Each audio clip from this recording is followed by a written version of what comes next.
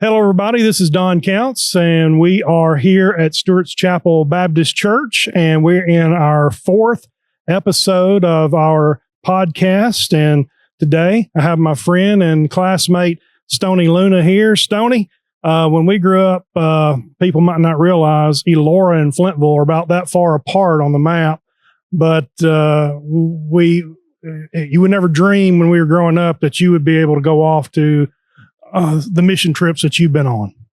No, I never would have dreamed it, Don. Tell everybody a little bit about yourself and tell them about what led you to church here and and then we'll talk about you getting into the mission field. Well, what led me to church here was, I guess it would be Don Pearson, the former pastor. Yeah. I met him on the mission field, Okay. and we become good friends. And then when he became pastor here, I just started attending, and then we just enjoyed it as a family. Enjoyed the worship. The Word of God was being preached here and taught here. So this is where we decided to stay. Let's talk about the mission field. When did you first get involved in missions and mainly Belize? When did you first go there? Well, in 2000, That's 25 years ago. right, what was the first trip that I went? But I always knew when I first got saved that I had a yearning in my heart to do some mission work, but I had no idea what to do, how to do it. And I heard about this old guy that lived here in Flintville. We actually lived just a few miles apart, but we didn't know each other. Brother Gary Williams, that he took a team down to Belize every year. So I contacted Brother Gary, and he told me that he was having a meeting about a trip that was coming up. So I attended the meeting, and he went over everything. So I decided, hey, I'm going on this trip to Belize. And A guy from Flintville or Elora, whatever you want to say, go somewhere like that. That's a pretty big step for you, I'm sure. well, it was a big step because the country before had barely been out of the state of Tennessee at that time. Did you have to get a passport and all that? I just had to get a passport. Okay. Well, tell us what it's like. Let's just start out by talking a little bit about Belize. We'll talk about the whole thing, but what's it like in Belize? Well, Belize was when I first started going 25 years ago. I would say it was a third world country, but I believe if I had to describe it today, I would say it's a country that's starting to thrive, a developing country. Okay. Wow, that's interesting. I didn't know that. What kind of things do you do? I mean, I'm sure there's a lot of prep work involved, and I mean, you just can't just go down there and say, "Here, I'm here to help." I mean, you got to have some forethought. Well, over the years, we've built many relationships with pastors and ministry leaders and missionaries in Belize. But it is a lot of work. This is a year-long ministry. You just don't say, hey, I'm going to Belize. You get a team and you go. Brother Gary Williams started this ministry 33 years ago. And it's not many ministries that are still going strong at 33 years. Of course, he passed away a few years ago. But when I first met Brother Gary, we just connected. We become really close friends. And he kind of took me under his wing and taught me about missions. He taught me what it meant to do mission work. He taught me what it meant to minister to people in these foreign countries. And he was my mentor. And then as the years went on, we grew closer as really good friends. Well, then he kind of trusted me with more responsibility planning these trips and helping him organize them. And then eventually, after he passed, I kind of just took it over and tried to keep it going. You just got back from a trip down there. So tell me what the differences is from 2000 to 2025. What's the difference in maybe the people? And you said that it's gotten better. Well, one thing that that's different. 25 years ago, nobody knew what a cell phone was Oh, in Belize. Uh, and now everybody has a cell phone. oh, okay. Did you have one when you went 25 years ago? Do you remember? I had one, but I left it at home, but it's remarkable that you can go into these villages in the middle of the jungle and they'll have better cell service than we will here in Flintville. but it is a developing country, but we minister mostly to the mines, and they stay close to their culture. Okay, let's talk about that. What is mines? Okay, it's a Indian. They're Indians. Okay. You've probably studied about them Right. or seen a lot of documentaries about the mine Indians, the mine ruins, and these people are the ancestors of the original mines. Okay. So tell me what kind of how do they believe? Do they read the same Bible we do? Do they believe like we do? They do. Now there's a large Catholic influence in that area because in the early years, 1700s, 1800s, Catholics sent missionaries there and planted schools and churches, and so it is a lot of Catholic influence there, but there's also a lot of Baptist influence there too. So tell me a little bit about some of the people that you've met. Did you meet some people in 2000 that you still see today? I do, and one story of a young man that's kind of remarkable, and we're good friends till today, and we do a lot of mission work in Belize together. Eustachio Pop, that's a mouthful. That is Eustachio Pop. Okay, he was a young man, probably on my second mission trip to Belize that I got to meet. We were doing revivals in his village, Silver Creek, and they had no pastor at their church, and he was probably 19, 20-year-old. Well, his father, Pedro, was an elder in the church, and he was kind of conducting the church services.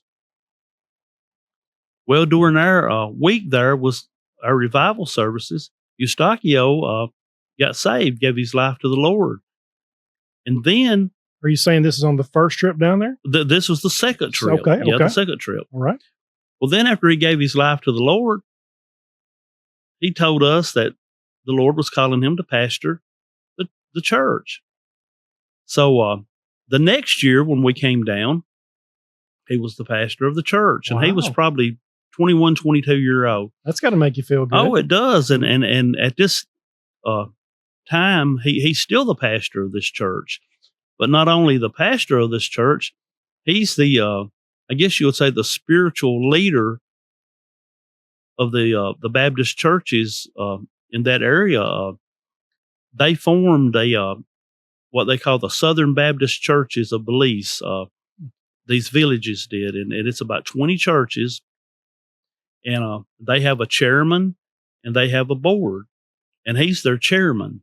So he's a full-time minister. Doesn't get much pay, but that's what the Lord has called him to do. And he'll go to these villages and do Bible studies with them, preach revivals. But his church is probably one of the best churches in Belize, in the villages. They're grounded in the Word of God. His people is solid. He has taught them well. His people is real involved in the church. And what you see a lot of times in these villages in Belize, when they have a project that they want to do, a lot of them will reach out to Americans, for the money. Oh, yeah. But they will raise the money themselves. They built a new church. When we were there in June, they put a new fence around their church, and it was money that their church members have donated. And when I say money, they make about $10 a day is what they make. How do they make their money down there? Farming. Some of them work construction, but a lot of them will work at the resort areas. Okay. But what they'll have to do in the resort areas, they'll have to catch a bus, go to the resort, and they may stay 3 days and work, and then they'll come home for 2 or 3 days and then go back for 3 more days. I know some people might see you can go to vacations in Belize, but the area you're in is not anything like what they're talking about or see on TV. No, the true Belize is where we go. I mean, you can go to the vacation areas and see all this scuba diving and just all this exciting stuff, but the true Belize is where we go. How far away is that compared to where you are in terms of miles? Well, Belize is actually a really small country, and we've ministered all over Belize. We've been from north to south to east to west. We've ministered all over Belize, but you could be at the one of the vacation areas within an hour from where we go. Let me ask you a question. I think it's in my notes on down here, so I need to go ahead and get to this now. Most people who are listening to this and watching this know that they speak a foreign language. So how do you communicate? Well, believe it or not, English is their first language. Okay. Belize used to be a British colony, and in 1982 or 3, British gave them their independence. Oh, wow. So they teach English in their schools. You know, if you go into one of their schools, they're really primitive schools. It will take you back 100 years. Wow. But the people are really smart people. You know, when we first see these children and see their schools and see the way they live, we may think, well, these are uneducated people, Right. but they're really not. They can speak 3 or 4 English languages fluent. They can speak English, they can speak Spanish, and they can speak Quechua, Wow. which that's a Mayan language, and they can speak Mopan, which that's a Mayan language. So these individuals can speak 4 languages. Wow. One thing that I've heard you talk about over the years, it seems to me like they are very spiritual people. Again, maybe that's not the right word, but that's kind of what I come up with. They are. They're very spiritual people. Even the ones that doesn't confess God as their Savior, they're still spiritual. They recognize who God is. They show respect for the Lord. They show respect for the churches. But they are a very spiritual group of people. Tell me about their church service compared to maybe our church service. What's it like? Well, of course, one of the things that strikes me is before the service starts, when the members will come into the church, they'll walk up to the altar and kneel and pray for about 10 or 15 minutes before they go sit down. They look at the place as it is a reverent place. It is. That's how they look at it. Just about every member will come to the altar and pray, and then go sit in their seat, and then they start like we do. The pastor may make a few announcements, and then they'll have a music, and they love to sing. Their congregation will get up on their feet and clap and raise their hands and just sing. What kind of music? Well, a lot of the songs that they sing are the songs that we sing. Okay. They'll sing them in English, and then they'll sing them in Mayan or Quechua. Mm-hmm. But you can pick up on what they're singing when they're singing in their own language. You mentioned Gary Williams has been with you. Maybe you mentioned some more people that we might know, or other people that's involved in your ministry today. Who all goes? Yeah, we've had a lot of people over the years to go to Belize with us. I might put you on the spot. To ask you, but I know but I'll just name a few. Okay. Your sister Renee Caldwell. Right. She had went probably 20 times. Oh, wow. Yeah, Renee was a servant. I mean, Wow. She didn't only serve the people of Belize, but she served the people in our mission group, and the people of Belize just loved her. I mean, of course, you know, she had to give it up on kind of health reasons, but That's just her, though. But we do miss her. Oh, We yeah. do miss her, Yeah, that's and good. I didn't know that. and another lady that you might know went on a trip with us. Mary Jo Counts. Oh, I didn't know she went. Yeah, yeah, I didn't know that. yeah. Yeah, it seemed like she mentioned she's been. Yeah, Yeah, that's right. I think you know her. Yeah, I do. I do her. Yeah. But she went one year with us, and Okay. brother Mike Johnson. Okay. He's passed away now. He was Right. a pastor of West End Baptist Church for about 33 years. Right. But we've had a number of people. That's good. Melvin Mitchell. Everybody knows Melvin Mitchell. Oh, Melvin. Yeah, Melvin. That's good. Melvin has been there a few times. I remember a story. He was sitting on a porch one afternoon and had his feet propped up, and this guy come by and was looking at his shoes. He told Melvin he liked his shoes, and Melvin said, "Well, if you pull them off, you can have them." so he pulled the shoes off and took Melvin's shoes, and then another guy walked by and was looking at Melvin's socks, and Melvin said, "If you can pull the socks off, you can have them." So they got his shoes and socks while he was sitting there on the porch. He would do that today. Yeah, he would. He's just a nice guy. That's He very would. good. That's very good.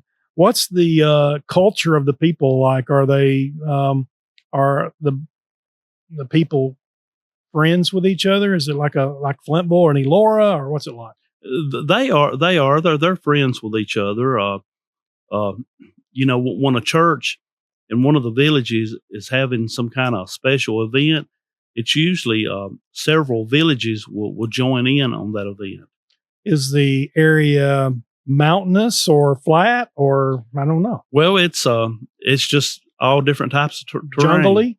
It's jungle. Okay. It's flat. It's we've ministered in mountain areas, and we've ministered. Actually, we've done some ministry work in some cities there in Belize. Do you feel safe in the area? I do. Good. I do. Good. So people who go don't have to worry about that. No. I've been involved 25 years with this ministry, and we've never had any type of problem with anyone. Are there some other people that when you first went, you still see today? It is. One of my good friends that actually helps me since Gary passed away, Mike Winton. He travels a lot with his work, so he's expert on purchasing the plane tickets, The airline tickets, so he knows how to get that done. So good. So when we plan a trip, I contact him. Hey, we need this many plane tickets. Here's each person's information, and he takes care of that for That's us. very good.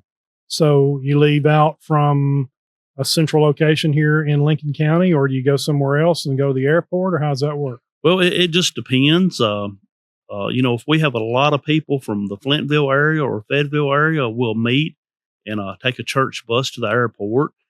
And then sometimes we'll have people from Nashville, Franklin area that will go with us, and they'll just meet us at the airport.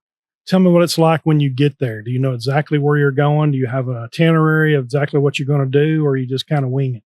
Well, we plan. We plan all year, but one of the things that usually happens, whatever you plan, never happens. Oh yeah. Brother Gary, in the early years, he would always give everyone a rubber band on the first day. He said, "Put that on your wrist." And was like, "What is that for?" And he said, "So you can remember to be flexible." Oh, So that's a good one. Yeah. So whatever you plan usually doesn't happen. Let's talk about when you get there and you try to talk to people about the church, about Jesus. Do they seem to listen to you? Oh yeah. They love for us to come, not just our group, but any group. They love for us to pray with them. They love for us to encourage them, and they just open up. I mean, they'll tell you everything that's going on in their family, so that you can pray with them.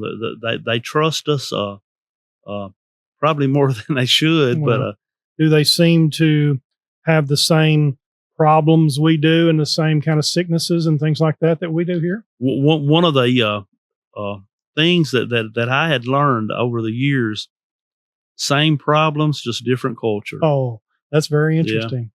Yeah. Very interesting. name some of the things that you feel like, I guess they have alcohol problems like we do, and drugs maybe? I don't know. They have a bad alcohol problem. A lot of the men in these villages are alcoholics. Mm. And I guess one of the reasons that they're alcoholics is that there's not a lot of work in Belize. So if you get a job, you may work 2 days and come home, and then someone else will go work 2 days in that same job. They try to the industries try to divide the work up so everybody have some sort of income.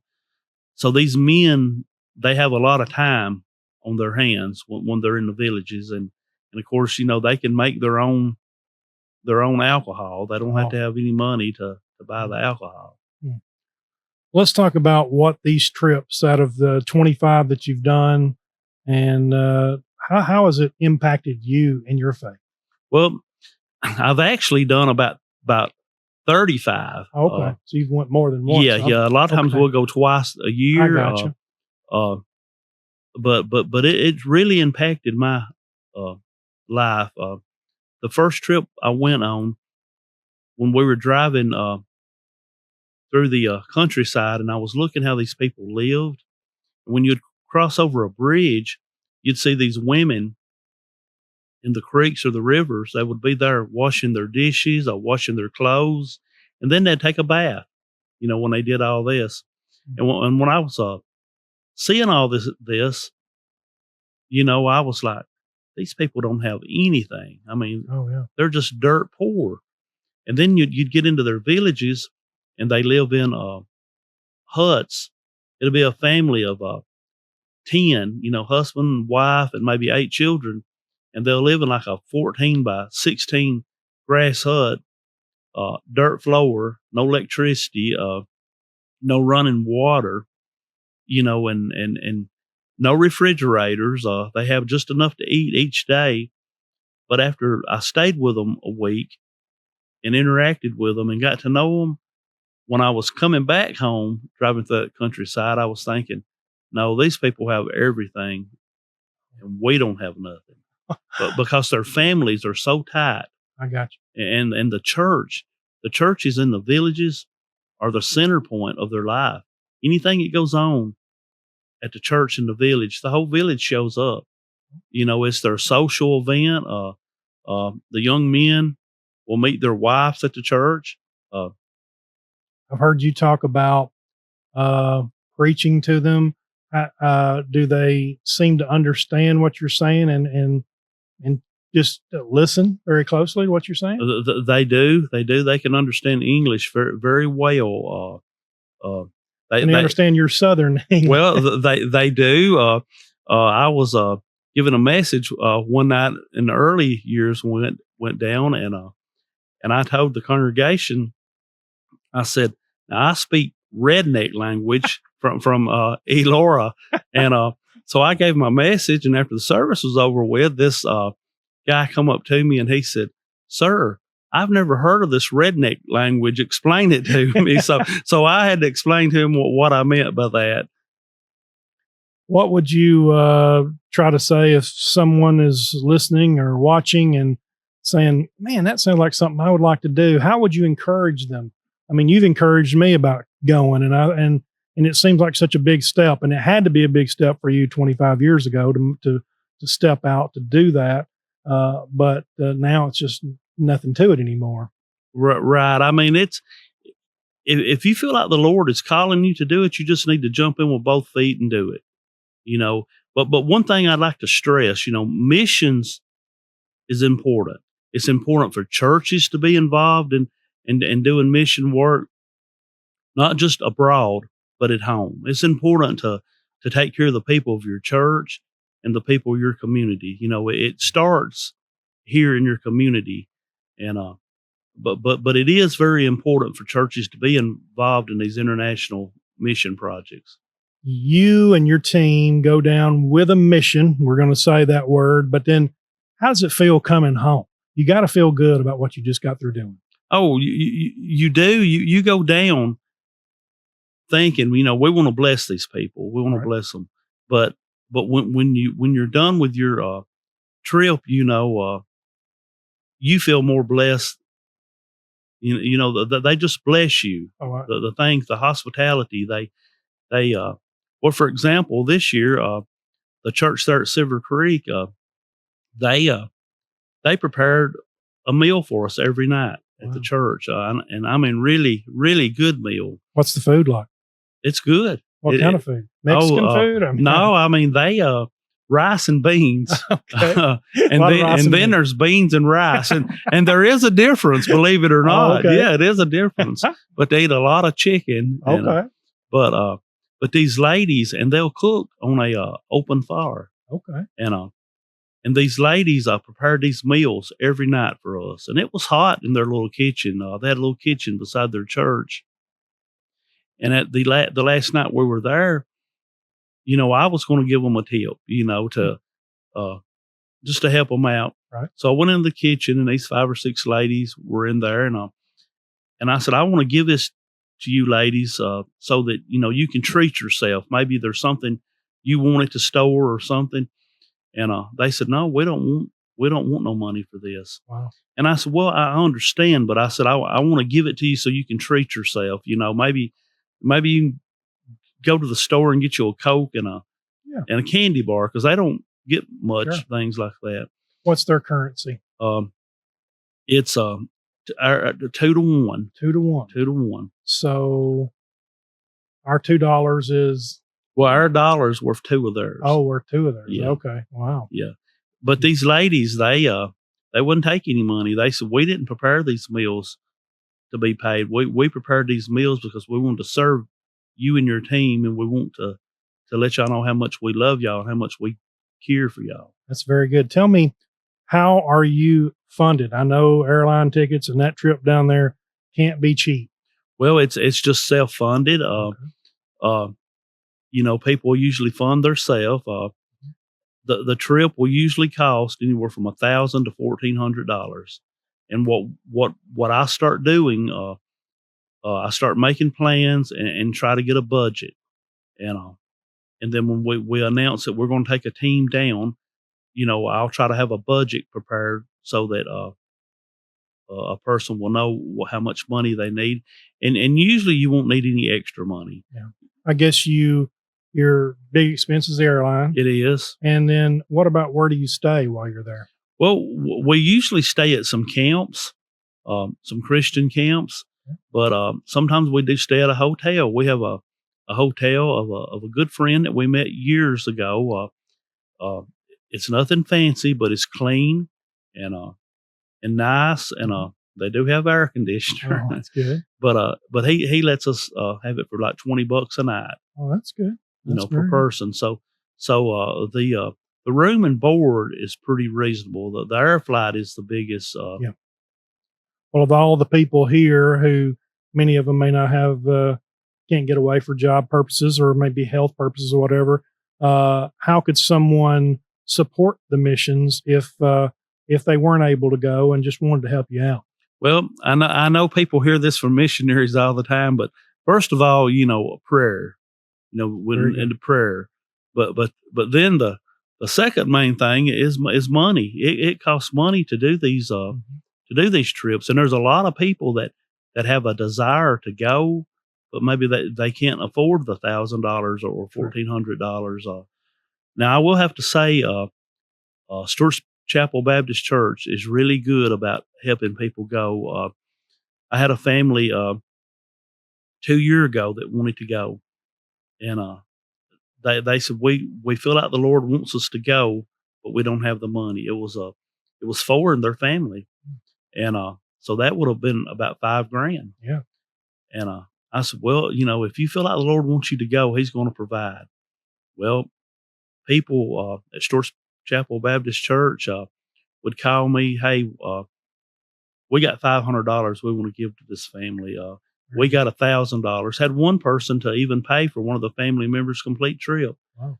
So by the time the money was due, this family was paid up, and they just couldn't believe it. I mean, God worked a miracle so that they could go to the mission field. Let's talk about plans for future trips. How soon you think you're going to be heading back or anywhere else? Well, I'll probably go back in January. I usually try to go down in January. Uh, Usually don't take a large team. Usually it's two or three of us, or we'll take as many as wants to go. But but we plan on going in January, and usually what we do in January is just meet with the pastors and uh and go check out churches that they've planted and just kind of see what kind of projects that they need doing. What's the weather like down there in, let's say, January? It's hot. It's hot in It's January. hot. Hot now? Hot there now? Oh, it's hot now. We were there one year in January. Myself and Brother Gary and Noel Angers, and they had a cold snap to come through. It got down to about 73 degrees, and and people, the kids walked to school. They had gloves on, had hoodies on, and one lady, she asked me. She was an older lady. She said, "Hon, does it ever get this cold where you live?" And I said, "Yes, ma'am. When we left Nashville, it was 14 degrees." And she said, "Oh my God, how do y'all stand that?" Oh, me. Well, I appreciate what you do and what all the people before you did, and Gary and all the people. We appreciate. Any other thing you want to tell us before we go? Maybe some other story you've got? You got Stoney's got lots of stories. Oh, I could sit here all night and tell you Belize stories. I mean, God has worked so many miracles there in Belize, but the miracles that He works in Belize, He could work here if we would just trust Him and open our eyes. A lot of times He works miracles, but we get so busy we don't see them. It's very true. You know, one story I'd like to leave you with, and I'll try not to be too long.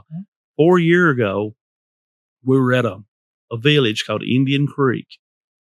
We were doing children's ministry and revivals at night, and I gave the message at that night, and at the end of the message, of course, we have an altar time.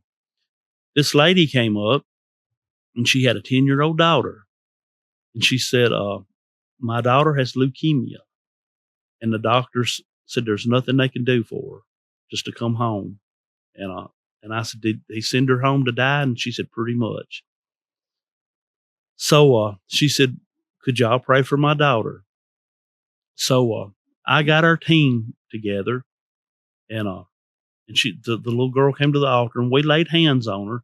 And of course, we invited the congregation to come up, and it was a lot of their congregation come up, and we just prayed. You know, everybody prayed their own prayer. Uh, well, as soon as we got through praying for her, another mother came up with a little boy about 5-year-old. And she said, "My son has a heart condition and there's nothing they can do for him." And she said, "Could we pray for him?" So our team came up, laid hands on him and some of their congregation, and we just prayed and prayed and prayed. We left. That was our last night there. We left and we didn't get the opportunity for 4 years to go back to that village. But my human thought was these children are probably dead, Of course. you know. So this year we made a point to go by and check on the kids. So we went to the church, and the pastor lived beside the church, and went over and talked to him. We showed him pictures of the kids. And then he said, "Yeah, I remember them." He said, "They're alive. Oh, wow. They're here." Of course, he got on his cell phone and called these mothers. Wow. So they come up to the church with these children.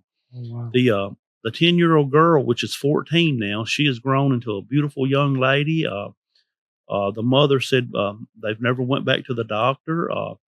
Her daughter has not had any problems with the leukemia.